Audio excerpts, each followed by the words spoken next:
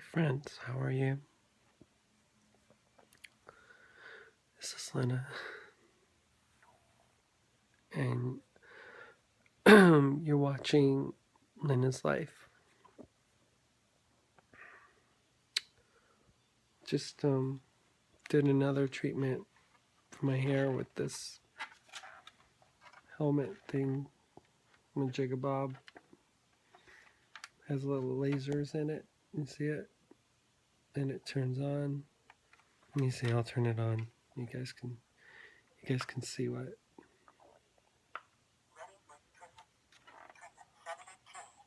Oh yeah, see that? Those are all lasers, and they're supposedly they get rid of like baldness and stuff. It's worked somewhat, you know. I mean, it's not like, oh my gosh, it's like a miracle end all, but I do notice, that, well, let me just take off my wig and show you. All right, so this is my hair, and this is my hair up here. It's kind of sparse, but it used to be bald. I used to have no hair there at all. Well, I had these little tufts of hair that would live, that made it through. But I'm gonna turn off this light. Hold on, and I'm gonna put my wig back on because I hate my regular hair, like I always have. I mean, it's better now than it used to be, but if you can wear a wig, why not? And I shaved my eyebrows, and now I gotta do some manicuring of them. But whoops, I'm upside down. Whoops, I'm upside down. Sorry. But yeah, so life is hard. I broke up with Tony. It just didn't work out. He's just I mean, he's just at a place in life where he told me this. He said, Lynna, your life is going up and mine is going down. And I guess that's the reality, He's on like 5 different pain medications, and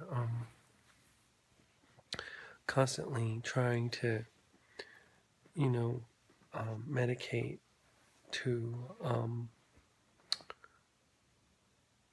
allow himself to just get through the day, without being in too much pain.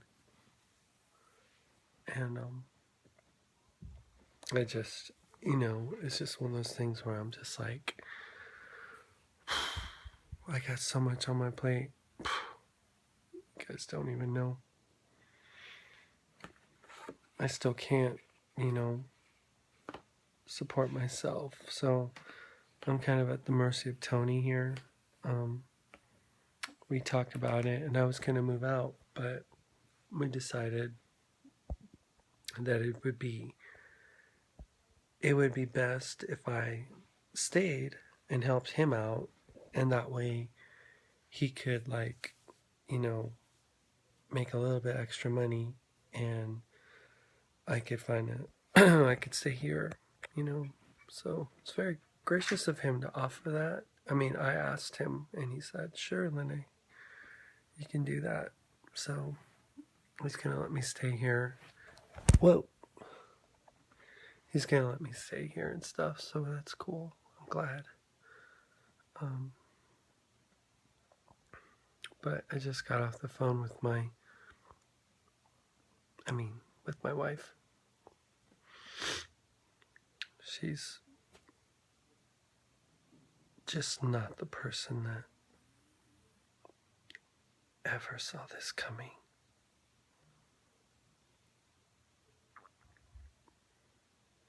Never, she told me. in a million years. And I didn't think, that this was going to happen to us. Because we're good people. She's a good person. I'm a good person. We loved each other. We wanted everything to work, We raised our kids in a Christian home, and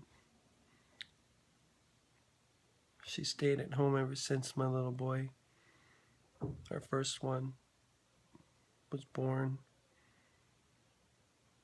She worked right up until the time we got married back in 1997, and then she was a stay-at-home wife. And one time I had a job with, this company Lifeway that never hires me anymore, that I have a discrimination lawsuit against, actually. We had this job out in New Orleans, and we were living in Nashville at the time. We had one little guy. He was only 6 months old. And I packed him up in the car, and I put my equipment in the truck for the work and stuff like that. They had all the equipment in there, and I had loaded it in. And we were happy and going on our way, We drove down to Jackson, Mississippi, got almost to New Orleans when we got a phone call, and they said, Hurricane whatever is on its way. This is 1990, 98, yeah. September of 98. I think it was Hurricane Floyd or something, I forget. But they thought that it was going to make a direct hit on the city of New Orleans, like Katrina, caused all this devastation. They thought that this other thing was going to hit really hard. So we were supposed to be at this church doing this Bible study with a bunch of women in attendance and this lady who was the speaker and stuff. And they canceled it. And they said, hey, just want to let you know that we're going to cancel the trip, to the job, but you all are going to get paid, a retainer or something, And I was like, oh, cool. So there we were, two young 20-somethings, with our little 6-month-old little boy, and had a little 1994 Saturn SL gold little 4-door car, 4-cylinder, and we're like, gosh, where do we go? What do you want to do? We've got all this time. We're already packed. Should we just go back home? No. We're like, well, let's head north. So we headed north. Couldn't find a place. Everything had been, just kind of booked up from all the people that were coming through to escape the hurricane. And we found a place just north of Memphis and rested. Finally, it was like maybe 3 a.m. or something like that. We woke up the next morning and we're like, gosh, we got all this time. We got, everything loaded up. Where do you want to go to? Hey, I know. Let's go visit my brother-in-law. I go, which one? I go, and she goes, oh, the one out in South Dakota. My brother, my youngest brother. I said, all right, let's go. So we hit the road, and we got there. This little town called Vermillion, South Dakota. And, here we are, this happy young little happy-go-lucky family, stopping along the way, buying our kid like stuffed animals and stuff. So we had a bunch of them in the back seat, stopping at Cracker Barrel. Um,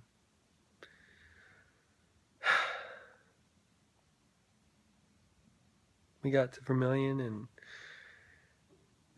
we wanted to surprise them, so we knew that her brother was a university student and a runner, and he was in probably practicing and stuff, and he was married and stuff. I actually did the wedding video for my brother and sister-in-law the year before or something like that.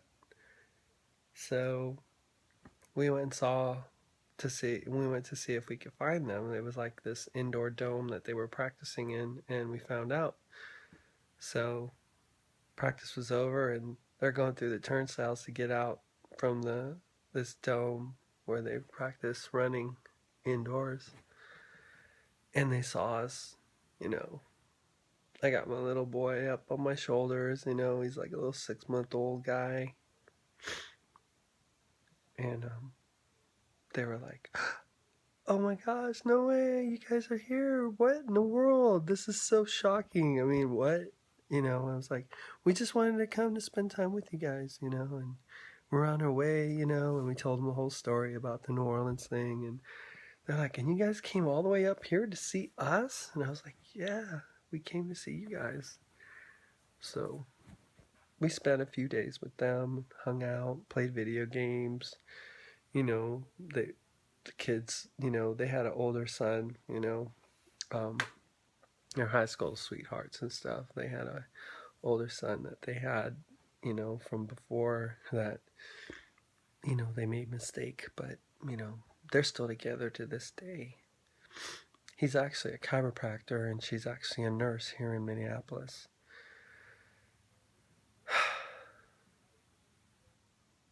And we hung out, had a good time as a family. And then we ended up leaving a couple of days later, and we were like, hey, what do you think we should do? We got time and all that stuff. And he's like, hey, why don't you guys go out to Rapid City, out to the Black Hills? We hear that's really cool. Never been, but I hear it's really pretty. And I was like, hey, yeah, let's go. So we set out, drive across South Dakota, which is one of the most boring states on the planet. I mean, there are other places that are boring, but South Dakota, it's really, really bad. But we made it through to Rapid City, which is on the other side of South Dakota, on the western side. And got to, what was it? We got to go to visit Mount Rushmore. Got there early in the morning because we got into South Dakota, found a motel, slept, fell asleep and stuff, woke up, and then we went out to Mount Rushmore and we took pictures, had this great, great time. And I say all this, reminiscing about the life I had before, to just say this: I miss my family. If you ever consider making the inevitable trek to transition, please realize the cost and the pain of not being a dad to your children, and the utter sense of loss, that devastating sense that you will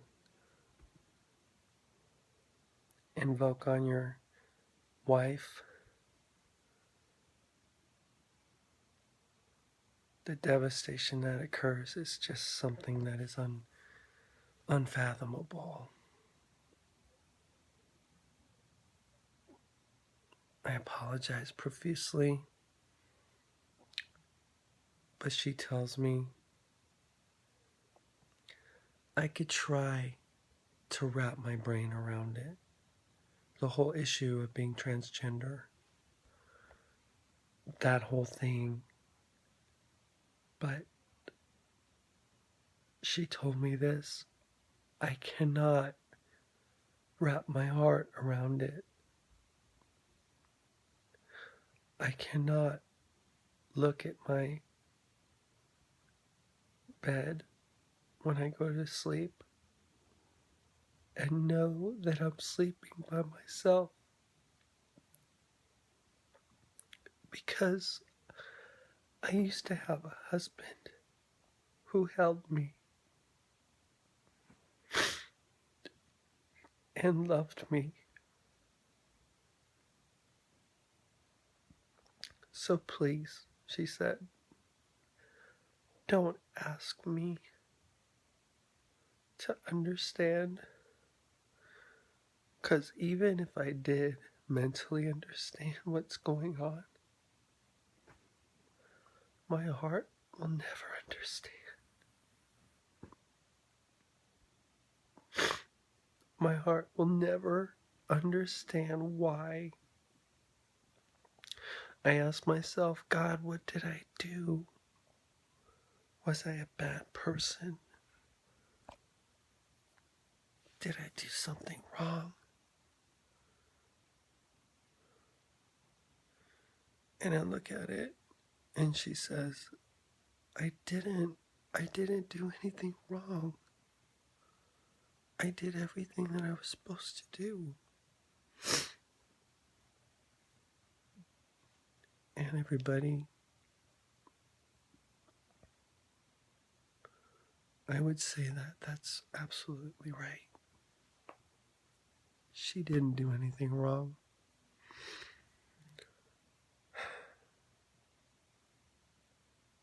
This is not her doing. And one of the hardest parts of being separated from her and from my family